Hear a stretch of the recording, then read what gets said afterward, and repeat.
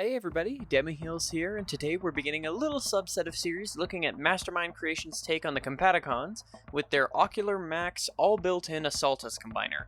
I got most of this set over at the Chosen Prime, and I'll leave a link if you want to pick this guy specifically up, but they're also available at several other online sites. While technically the last of the figures to be released, we're starting our look at the team with PS-17 Probus, their take on Angry Tank Brawl. And while Probus does come packaged in his vehicle mode, we're going to start with the robot mode. The sculpting on this figure is impressive. There's plenty of small accents across the figure that manage to break up the blocky design and keep it feeling super vibrant and G1 accurate. It's not exactly toy accurate, but given how different the toy and animation models were, I'm quite happy they went with the cartoon design here. The head sculpt is a little plain and sadly doesn't have any light piping, but overall does still manage to keep in line with both the animation model and his fellow Combaticons from this subset. You'll see more of what I mean with that in the coming weeks with the later reviews. Outside of that head sculpt though, the figure seems mostly paint-free save for a couple accents here and there. No complaints on my end. That just means I can mess around with this guy a lot without worrying about the ugly paint chipping. And of course, being a third-party figure, this guy doesn't come with a Decepticon logo on him, but thanks to some lovely folks over at Toy Hacks, I can at last begin putting the logos on my dearest third-party boys. Sadly, all my footage was captured before those showed up, so he'll be sans logo for this review. Other than logos though, Probus can be spruced up with his included accessories. Before we touch on those, however, let's talk about two other things this guy comes with. Probus here comes with a replacement for the Combined Mode's right shoulder connector, though I personally don't know why, and a replacement head sculpt for Frodo, Mastermind Creations' swindle of the team, which I will put a link to in this video once I make that one. Now then, enough about other figures, what does Probus here get? Probus has his gun, which is a nice little laser pistol rifle thingy, clearly a tank mode accessory, as well as this little assembly piece and two nice big guns, with some adjustments to Probus's backpack, which, by the way, is amazingly clean, being just the turret without any other disgusting messes in the back. This whole assembly can plug in to give Probus a sick turret to shoot from his back. Combine that with flip-out guns at the torso, and it actually gives me a little bit of Cybertron Scattershot vibes. See what I did there? Probus going full circle and shouting Scattershot back out? Check that video out if you didn't yet, I highly recommend it. Sadly, no alternate heads for Probus, but he doesn't need any more gimmicks to make him a mean military machine. Best part is, he's got the posability to show off his weapons too. And here we are with another noticeable change for this video. I'm going to live do the posability in terms of the audio. That way I don't have to chop up the recording too much for the dubbing. So, posability on this guy. We have a ball joint at the head. That's actually real nice. Arms do have a hinge joint at the base and at the arm itself, as well as a swivel at the base of the shoulder. Elbows have a real nice swivel and a nice double bend, though it can get a little in the way due to the arm kibble. And there's also a forward and back on the elbow joint itself, partially for transformation, partially for posability. Wrist has a real nice swivel right here, kind of hard to see. Let me bring the light in a little closer. Thumb is on a real nice ball joint, and every single finger is on an individual hinge joint, which is amazing. The waist swivel is a little blocked by the kibble, but two options for that. You can extend the tank... sorry, I'm forgetting words. You can extend this bit on its double hinge joint, or you can use that amazing ab crunch that this figure has in order to really show off that waist swivel. So, for the waist, the front skirt moves up to allow a nice kick forward. And again, using either the ab crunch or the double joint. Back skirt moves as well for a great kick back. And as you can hear, that's some nice ratcheting there. And in what's very quickly becoming my beautiful spread, he has a split that even I'm jealous of. For the thighs, he's got a real nice thigh swivel. A nice knee bend, though you gotta be careful. It can collapse in on itself if you're not careful due to how it transforms. And a really nice ankle pivot and toe bend. Technically, you can get a little bit of ankle posability too, but you have to untab it. which does kind of inhibit that a little bit. All in all, Probus has an insane amount of posability, especially for a combiner character. He's also a bulky boy as well. For size comparisons, here he is with Mastermind Creations R30 Nitro, my deluxe class Brawl from the live-action movies, and yes, it is in not the best of condition, but hey, what do you got? And, of course, the aforementioned Cybertron Scattershot. I'm so happy this guy is here to show me that Brawl can actually be a good-looking character after having the movieverse be my first introduction to Brawl. Now, the fact that he has a good-looking tank mode, too, just makes it even better.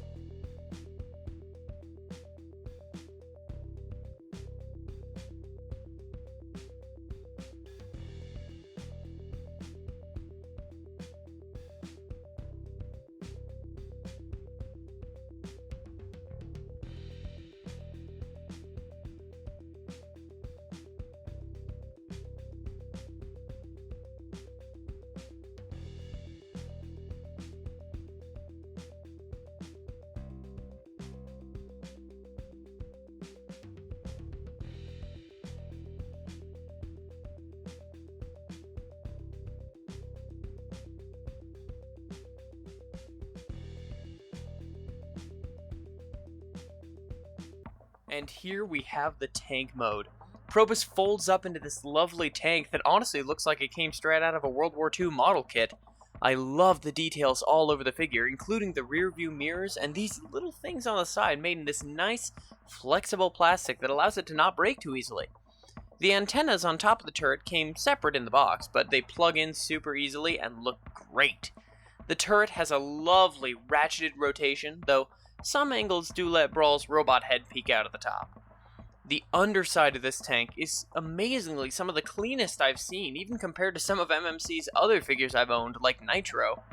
The only real break in this tank sculpt comes here on the back of the tank, but amazingly, the accessories can come back in to help hide all of that.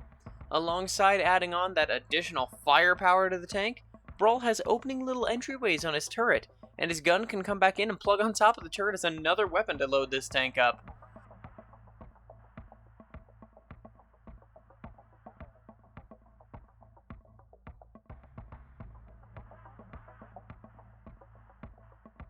Sadly, the treads on this figure don't roll themselves, which, due to the transformation, technically isn't a full piece by itself.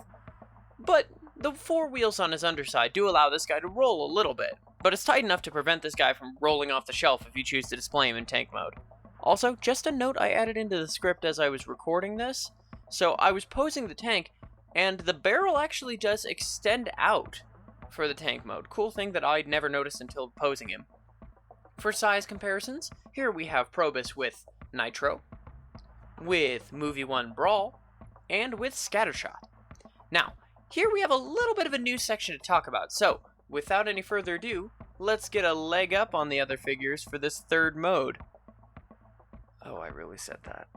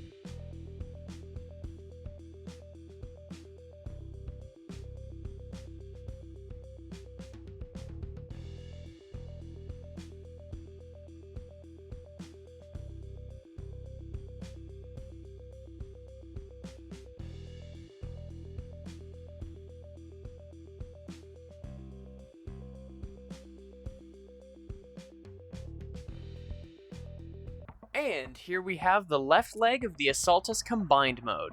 The tank manages to shrink its length a little bit, though it does have to given its difference in length compared to Fraudo's Jeep mode. I'll show that off when I review Fraudo.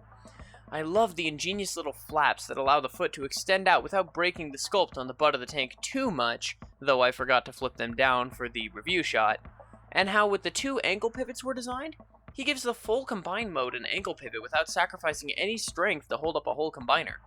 Other than that ankle pivot, however, this is very much a brick of a lower leg. The turret doesn't plug in at all, but its double hinge is tight enough to hold it in place whether you want the turret further up or lower down on the leg. There also isn't any good spot for Probus' weapons in this mode, but when you make a giant robot, a couple fewer guns isn't the worst thing in the world. And with how this guy looks all combined with his buddies, that's more than fine in my book, and you'll get to see that once we finish these reviews. So, closing thoughts on this guy. Awesome figure, I love him so much. Honestly, me digging out his extra stuff from the box while I was writing all of this was my first look at most of his accessories, so even now it's kind of fun to explore bits of this guy I hadn't seen. I know this is just the first of several reviews on this guy, but even as a standalone bot, I couldn't recommend this guy anymore. He's a great figure, and the fact that he can combine on top of all of his other stuff is just icing on the cake. Putting a number to that, I'm giving a solid 9. I don't want to give out 10s too much because, again, not everything can be absolutely perfect, and this guy does have some minor faults to him that I didn't mention specifically, but this guy is easily one of my go-to favorites, even among his team members. He's a great figure, and if you can find him, pick him up. He's wonderful. Okay, everybody, thank you so much for watching. This is easily one of the coolest combiner teams I've gotten my hands on, and I'm so happy to start reviewing all of them. I only ever knew about Brawl from the movies and his buddy Swindle from Alternators and Animated, so learning about the Combaticons just made me want a team of them so bad, and I'm so happy that I got this stellar team. Tune in next week for another review from this team, and as always, have a great rest of your day, everybody. Bye!